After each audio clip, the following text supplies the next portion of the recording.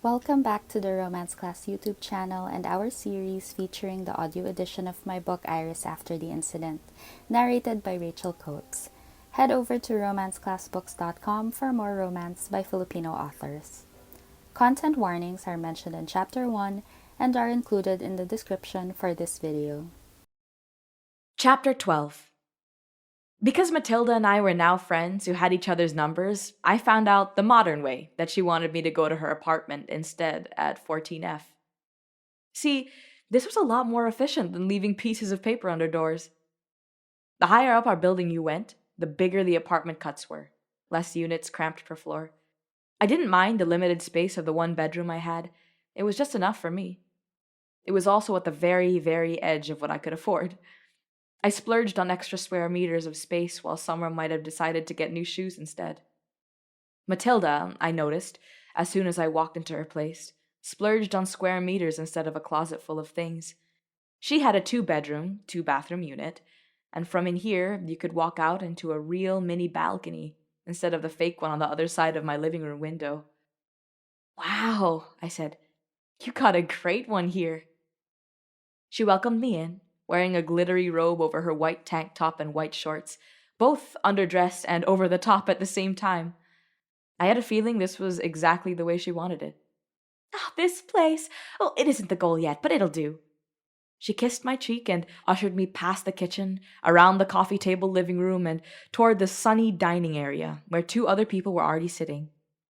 One of them was Kimmy, as in Gio's future sister-in-law.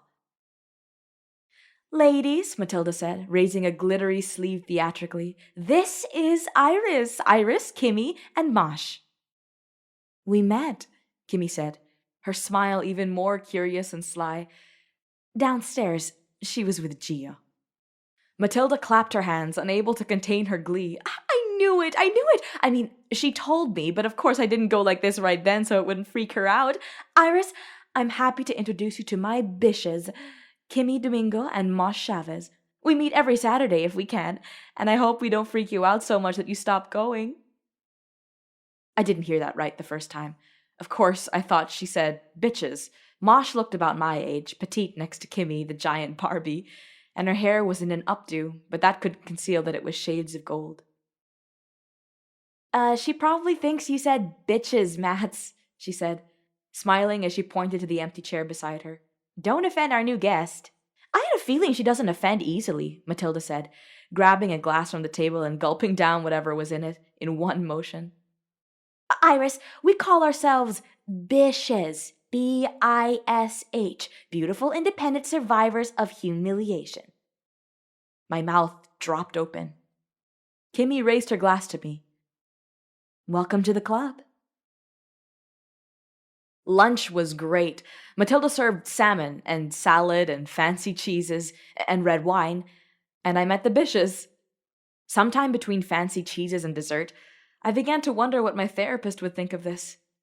I told her that I felt I couldn't talk to anyone and didn't want to. It was so tricky opening up to people about this, and it wasn't even their fault because most of them I knew for a long time and predicted exactly how they wouldn't understand. My friends would never allow themselves to be filmed in the act. My brother would be supportive, but wouldn't stop trying to get me back into the house. My parents were understandably disappointed and will never be talking about this for the rest of their lives. I vaguely remembered Janine mentioning if I needed a support group, but I dismissed it quickly. I mean, I didn't even know what I needed. Wasn't sure which keywords to search. Then this, and it clicked in my head. Because other people were telling me how to feel, and I never felt totally right about it. I was betrayed by a loved one, they said. I was victimized by an amateur porn site, they said. I was violated by the journalists who sensationalized the few news items about this, they said. It could have been true, but those words didn't nail the feeling. This word did. Humiliation. Truth. Something about that word unburdened me. Something that had been heavy and tightly wound inside of me began to unravel throughout lunch as I sat there and listened to Matilda, Kimmy, and Mosh. I spoke little, absorbed more. Humiliation. That was it. That was it. They had been friends for years and knew each other's backstories. They didn't mind recapping for the newbie, though. They talked while passing each other salad and refilling glasses of wine, talked about their humiliation like they were talking about an adorable puppy video. Did you see this? Have you heard about the thing? I'd never gotten around to Googling Matilda Ruiz, but she told me what was up with her anyway. I was with a nasty, ugly, hateful man for 3 years, she said. So I could live in a penthouse unit in this very building and not have to work. You make candles, Mosh reminded her. You sold them at bazaars and shit. That didn't pay my rent, Matilda said with a shrug. My boyfriend paid my rent. That he did, until she got back to that penthouse unit one day and was told that she needed to move out. Matilda knew what that meant, knew she was being broken up with, and out of spite hurled her lit candles at him and started a small fire. Curtains got singed, the fire department came, but she did manage to move out of his life that day. You should have left when you first needed to go to an ER, Kimmy said. You should have told me when you first went to an ER. Penthouse, Matilda retorted, and I didn't have a plan yet then.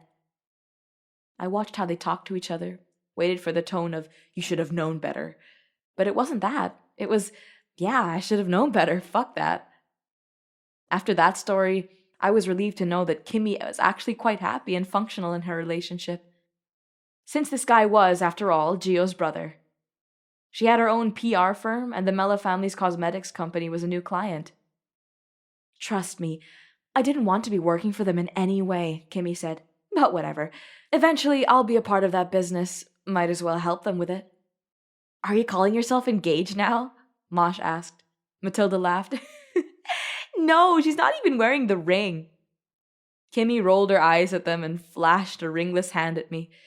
Before Manolo and I got together, I was supposed to marry someone else. He called it off days before the wedding. Oh my God, I said. She nodded. Hey, I'm fine. What stings about that whole thing isn't that I regret losing him. Everyone involved in that mess is happily with someone else, but I thought I deserved it, you know. Why would they think that? I asked. Because she's a beautiful woman who speaks her mind and takes no prisoners, Matilda said. Kimmy winked. Because I'm a bitch. See, I was called that on the internet even before anyone who watched porn knew my name. Kimmy Domingo did not sound like she felt sorry for herself or anyone, though. I don't like weak people, she said, like she was revising her self-description. I don't have the patience for them. It means a lot of people who were waiting for something like that to happen to me, and they got to have their fun. That's over, she said. Mosh's drama isn't over. I didn't know what that meant until it was explained to me that Mosh was Monica Laura Topaz Chavez. Oh, I said. Even I knew of her father, accomplice, then whistleblower to a government fund scandal, who only recently died of a heart attack while still under investigation. Oh yes, Mosh said, now raising her glass to us. That's me. It was true, apparently. Her family was acquiring wealth that it didn't deserve. She was investigated too, briefly, but she was cleared and agreed to cooperate. But that didn't help her situation all that much.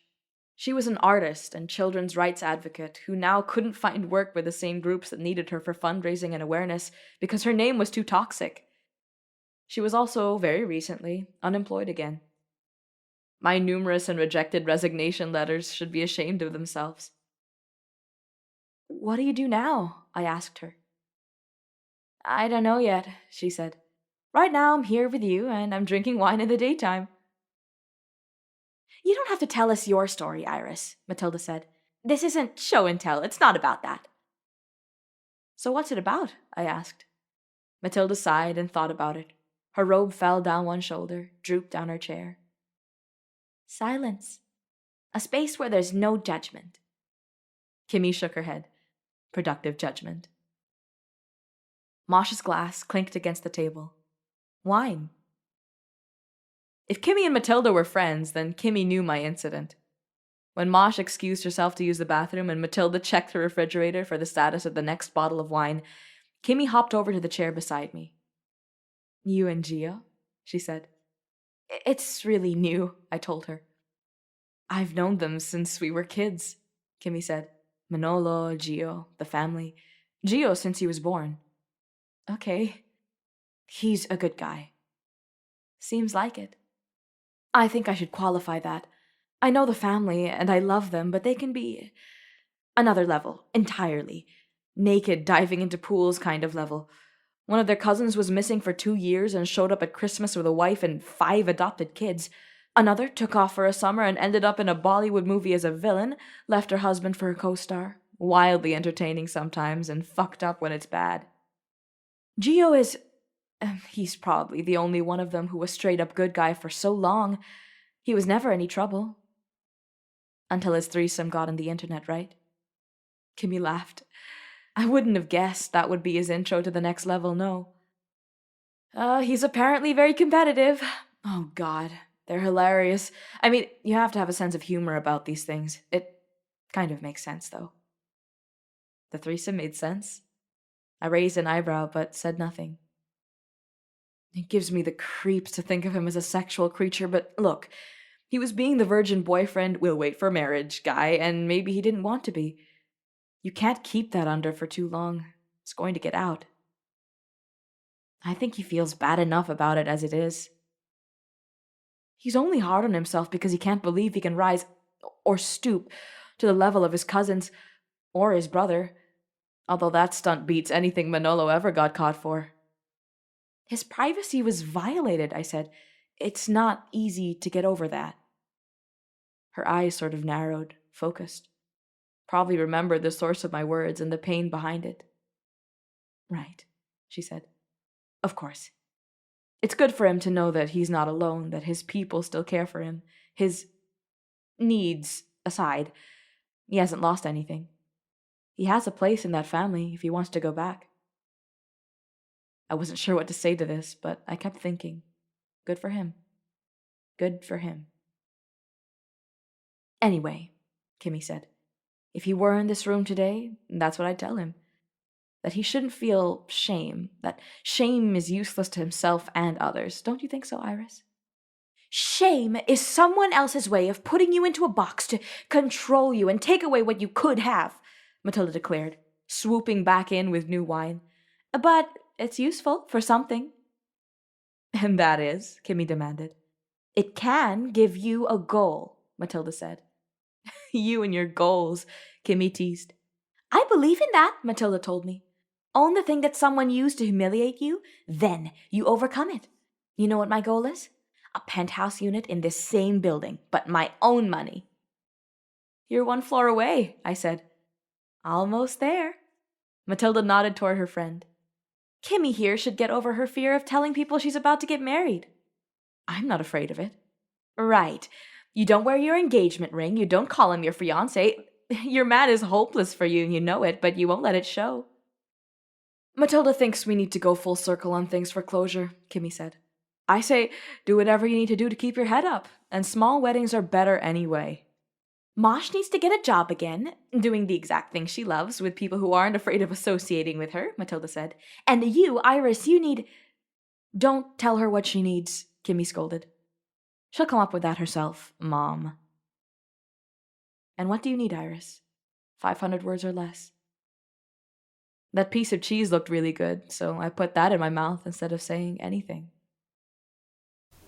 That was Chapter 12 of Iris After the Incident, narrated by Rachel Coates. Text and production copyright by Mina V. Esguerra. I did not get to write more stories with the friend group that calls themselves the Bishes, but for a book about a strong woman with that vibe, check out One Night at the Penthouse Suite by Bianca Mori. Link in the description.